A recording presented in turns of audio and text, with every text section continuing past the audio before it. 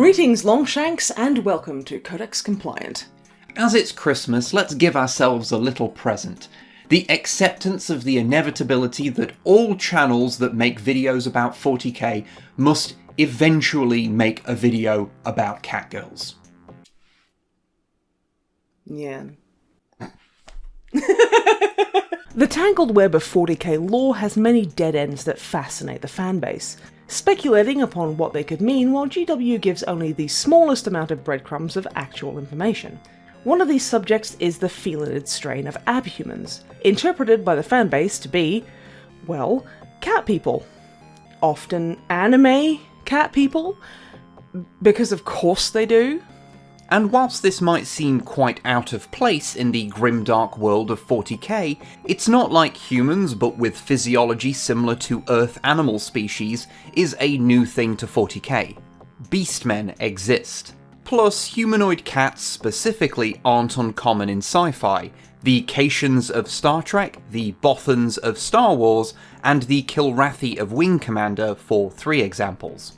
Felinid isn't even a unique name, as the alien captain from the movie Treasure Planet, who I suspect you should not Google without safe search on, is part of an alien race who is also called the Felinid.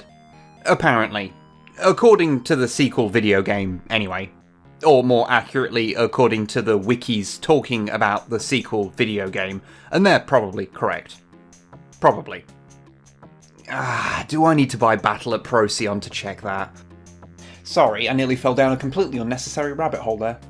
The point is, there's catgirls in 40k, and people are quite enamoured with that. For obvious reasons. If you are deep enough into 40k to watch this video, you have seen the fan art.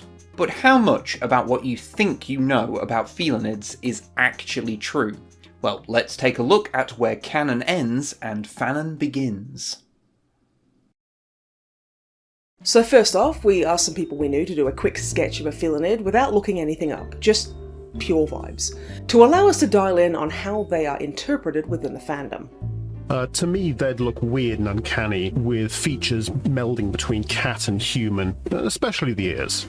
Long limbs, short body, cat pupils, sharper teeth, pointed ears, no tail. They're in the Imperial Guard, right? So they have to be able to do all of the same things that Imperial Guardsmen do. So, to me, they would have to be some kind of humanoid cat person. Okay, cool, so they are cat people with a varying ratio of cat to person. Makes sense. Now that we've got all that down, let's cover all of their appearances and mentions in the actual rulebooks. Abhumans, that is, broadly speaking, humans who have evolved into distinct variations after being isolated on worlds with different pressures, Ogrins becoming sci-fi ogres on harsh, high-gravity worlds, for example, have been in 40k since the very first 40k rulebook. In the 6th edition 40k rulebook from 2012, the section describing abhumans lists Felinids along with all the other stable abhuman strains, giving them the scientific name Homo sapiens hirsutus. Apart from that, we are given very little information, aside from that they are found only on a planet known as Carlos McConnell, a very normal name for a planet, shut up, and the Felinids are, in fact, restricted from leaving the planet at all. Okay, well, that's it for the rulebooks, and yep, that's everything. There's very little about Felinids. Fortunately, though, they do show up elsewhere. Their next appearance would be in 2021's Liber Xenologist, Observations from a Blackstone Fortress by Darius Hinks. A book we feel we can safely say that, statistically speaking, you have not read. It was not available for long, and buying one now involves prices that take the absolute piss. We only have it due to a very kind viewer named Segamarius sending it to us. Although, looking at those current prices for it, just saying thank you does not feel adequate. I think we might owe them a kidney. Liber Xenologist is written as an in-universe book by the rogue trader Janus Drake. You know, this suave-looking motherfucker from the Blackstone Fortress game. Now, this book is incredible. If it were just an art book, it would be incredible, but it's a lot more than that. We get in-universe descriptions of so many things that we could just get lost listing them. One of those releases that really gives depth to the universe in a way that you only really get by showing it from the perspective of someone living inside of it. One segment talks about the various types of abhumans, from the more commonly mentioned ones like ogrins or squats, to the less talked about, like longshanks, humans from low-gravity worlds who have become incredibly tall, or gland warriors, genetically altered warriors with an unfortunate name. You can't just say gland warrior and not expect me to make a joke. Yes, a veteran gland warrior of the Gland Wars, an expert in hand-to-gland combat. There's also subs, but no doms, which must be pretty frustrating for them. Oh, and both the subs and the gland warriors did get rules in White Dwarf 303 if you wanted to put them in your games. In 2005. So, for 4th edition. Anyway, the Felinids get a mention here, and we actually learn some stuff. Okay, not much, but a little. For one, they are talked about on many worlds, but Janus kinda believed they were just tall tales. He once met a hunter who claimed to have the body of one, which he was selling, but upon closer inspection, it turned out to be a fake made from human remains and animal hides stitched together. That hunter must have been P.T. Barnum in a past life. However, Grek, a Kroot mercenary employed by Janus, assured him that not only do Felinids exist, but are the humans he most respects. According to him, he fought against some who were part of an Astra Militarum regiment. These Felinids kept their cool no matter the situation, and were efficient killers. But when Janus asked if they looked bestial in appearance, Grek admitted that he finds it hard to tell humans apart, and that the Felinids looked no different to him than the rogue trader. A statement made all the stranger when he also said they had claws the length of a man's forearm.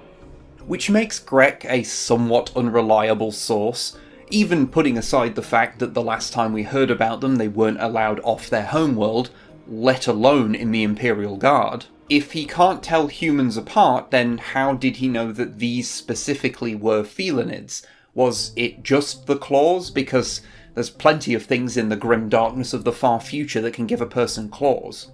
And those claws being the length of a forearm feels very... I caught a fish and it was this big. Although it is a little funny to think about how Grek can probably only tell Janus apart from the rest of the human crew by his very fancy coat. Still, we are starting to form a little bit more of a picture of Felinids now.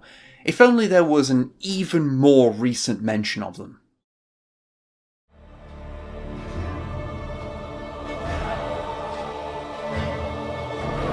The last thing to reference them is in the 2022 video game Darktide.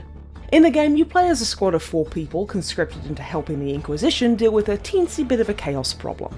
The characters you play have banter throughout the missions, a la Left 4 Dead, and one of the types of characters you can play is a seer, and they have the following lines that they can say. I think I'd like to see a Felinid, but they're very rare. My beloved says Felinids are particularly beautiful. I'd like to see one very much. Okay, by the way, my beloved is just what the seer calls the Emperor, since they seem to believe they have a very close and personal relationship with them. So we have someone who's not actually seen one, describing them based on a voice in their head, which is possibly the voice of the God Emperor of mankind, or their own delusions. So again, we do not have the most reliable of narrators here. But that's it. That's every mention of the Felinids in canon works that we can find. Ain't much, is it? 2 passing mentions and a paragraph in a book that hardly anybody owns. Hello, Editing Wib here. When we put this video up early for patrons, one of them told us that the Felinids are also name-checked in the Rogue Trader video game, but we aren't told anything new about them. A thing we didn't know since we've barely played the game and hadn't seen any mention of this reference online. And since we can't exactly play through a 60+ hour game in the day before this video goes public to verify the claim for ourselves and get a screenshot for you, please accept this insert as our acknowledgement of the possibility of this 4th mention. Okay, back to the video now. However, if we put all the canon stuff together, what do we actually have? Well, the Felinids are a group of stable mutants from one and only one planet, which has a person's name for some reason. Their classification as Homo sapiens hirsutus implies that they're hairy, but little else. The wider Imperium seems to have some degree of fascination with them, enough that people will make forgeries of their bodies, spread tales about them, and for that one character from Darktide to have a bit of a thing for them, despite having never seen one. The one physical description we have of them says they're not noticeably different from baseline humans beyond having upsettingly long claws, and may have been utilised in the Astra Militarum, but also the source on that might not be the most reliable. Anything else you have seen or read about them, at least at the point this video goes live, is the product of the fandom. Which is not to say that's bad or even a problem. Whatever inspires people to create art is cool with us, and we'll have nobody being a dick to furries in this house. Who else is going to do my tech support? Still, whichever way you slice it, since there's no official art or anything, the only thing that implies they're specifically cat people at all is the name. We're not saying that GW never intended people to think they're supposed to be cat-like. That would be an absurd claim. The name appears very intentionally there to make you think that they're cat people, just that there's nothing elaborating on it, so how that feline similarity manifests is left entirely up to your imagination.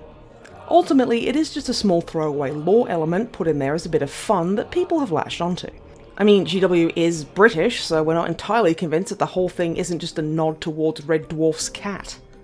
So, I am sad to say that the dreams of a full-blown Catboy Guard army are very much in the realms of fan canon.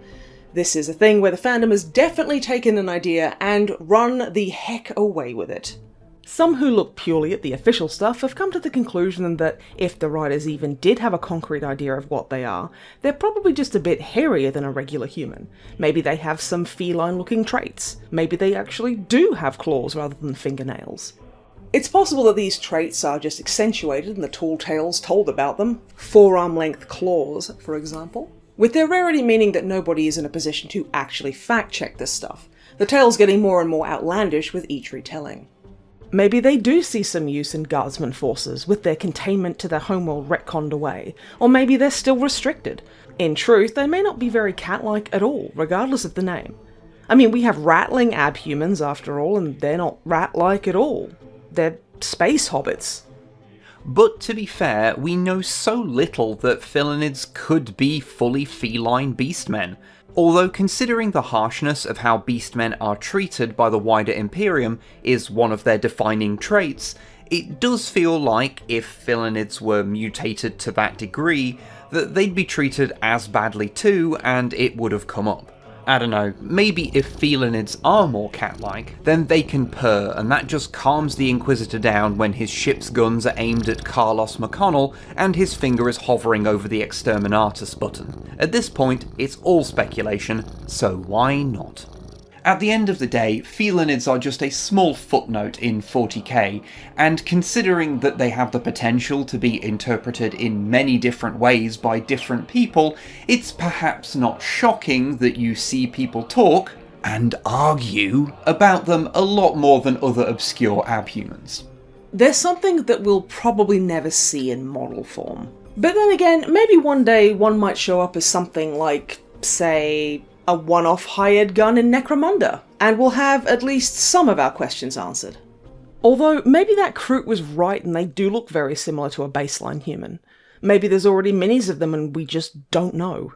They're incognito, hidden in plain sight. I mean, who's to say what's under some of those guardsman helmets?